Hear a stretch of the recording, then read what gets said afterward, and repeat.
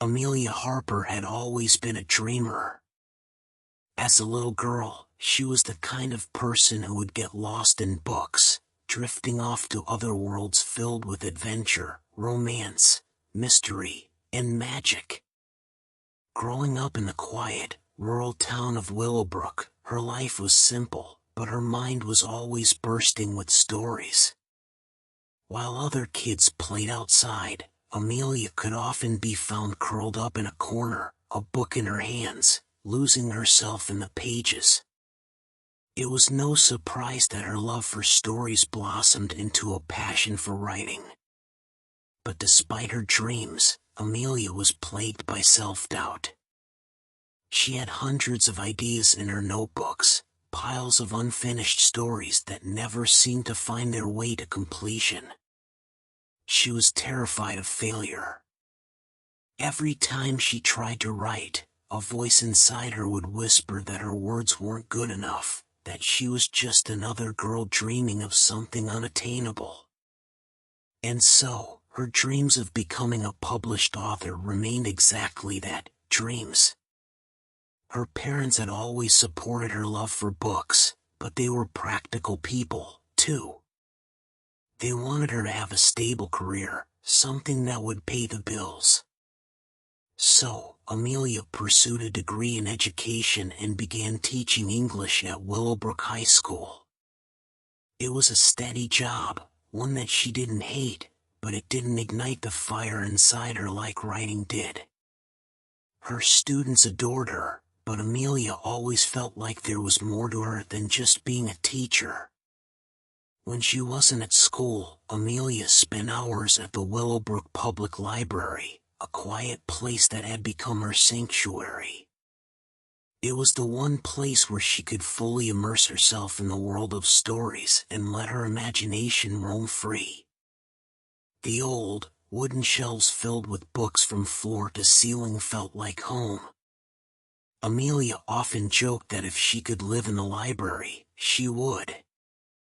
It was during one of her visits to the library on a rainy afternoon that her life would change in the most unexpected way. Amelia had just settled into her favorite corner, a cozy nook by the window where she could watch the rain drizzling down, when she noticed a man walk into the library. He looked out of place in the quiet, peaceful space.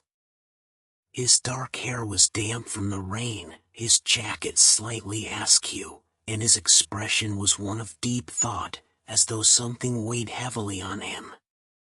He was around her age, maybe a little older, and there was an air of mystery about him.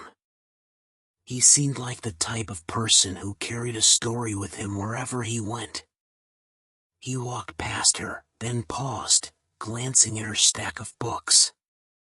Amelia had a collection of novels, both old and new, and her favorites were always the ones with intricate plots and strong characters. The man raised an eyebrow, clearly intrigued. "Excuse me," he said, his voice warm but hesitant. "You seem to have a lot of books there. Do you always read this much?" Amelia looked up, startled. "I suppose I do," she replied with a small smile. "Books are my escape." The man nodded, his eyes softening. "I get that," he said, sitting down at the table across from her. "I'm Oliver, by the way." "I'm Amelia," she said, her curiosity piqued.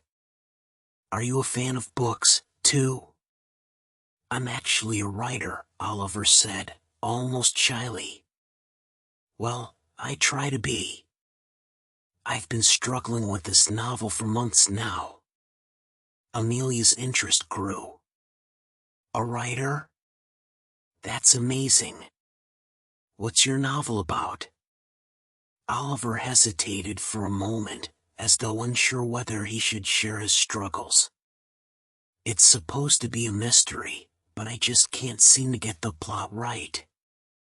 I've been stuck for weeks. Every time I think I have it figured out, I hit a wall." Amelia could relate.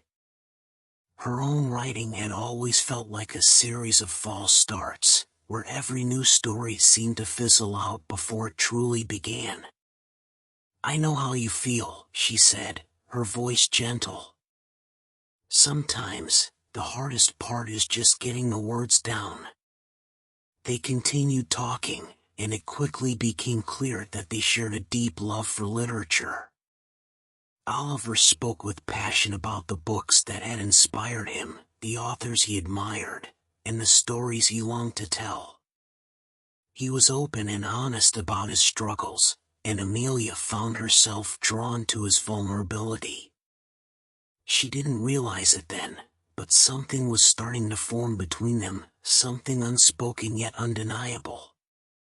Over the following weeks, Oliver became a regular at the library. He would often sit across from Amelia, working on his novel or reading, while she lost herself in her own books and stories. They began exchanging thoughts on the novels they read, offering each other recommendations, and discussing the challenges they faced in their respective creative journeys. Amelia admired Oliver's dedication to his craft, and his honest, encouraging words inspired her to start writing again. One day, after a particularly long conversation about the struggles of writing, Oliver asked, "What about you, Amelia? Why don't you write?" Amelia looked at him, startled by the question. "I do write," she replied quietly.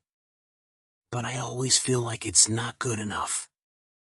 I have so many ideas, but I can't seem to finish anything." "You're not alone in that," Oliver said with a smile. "Every writer struggles with self-doubt. But the key is to keep going, even when it feels impossible." His words stayed with Amelia. She began writing more seriously, dedicating herself to her craft in a way she hadn't before. Oliver was there every step of the way, offering advice, reading her work, and encouraging her to keep pushing forward. Slowly, her stories began to take shape, and she started to feel a sense of pride in what she was creating. As Amelia's confidence grew, so did her feelings for Oliver. She found herself looking forward to their library sessions, savoring the moments they spent talking about books, life, and the stories that define them. They began to share more personal things about themselves, their childhoods, their hopes, and their fears. Amelia learned that Oliver's novel was not just a work of fiction for him, it was a reflection of his own struggles with loss and identity. One rainy evening, after a long day of writing, Amelia and Oliver sat together in their usual corner of the library. The air was thick with the scent of old books and fresh rain, and for a moment, everything felt perfect. Amelia turned to Oliver, her heart pounding. "Do you think we can ever truly finish our stories?" she asked, her voice barely above a whisper. Oliver looked at her, his eyes filled with understanding. "I think the best stories are never truly finished. They evolve, they change, just like we do. But it's the act of writing them, of telling them, that matters most." Amelia smiled, feeling a warmth spread through her chest. She had been so focused on the idea of perfection, but Oliver was right. It was the process that mattered, the growth, the effort, the moments of joy and frustration. That night, after they left the library, Oliver walked Amelia home. The rain had stopped, leaving the streets glistening under the soft light of the street lamps. As they reached her front door, Oliver turned to her, his gaze lingering on her face. "I've always believed in your stories, Amelia," he said softly. "And I think they're ready to be told." Amelia felt her heart race, her breath catching in her throat. "I couldn't have done it without you." Oliver smiled, a knowing look in his eyes. Maybe we were meant to help each other find our stories. And with that, their lives intertwined in ways neither of them had expected. Amelia's first novel, a heartfelt story about love, loss, and self-discovery, was accepted by a publishing house, and soon, she found herself living the dream she had once thought impossible. Oliver's mystery novel was published shortly after, and he too began to find success.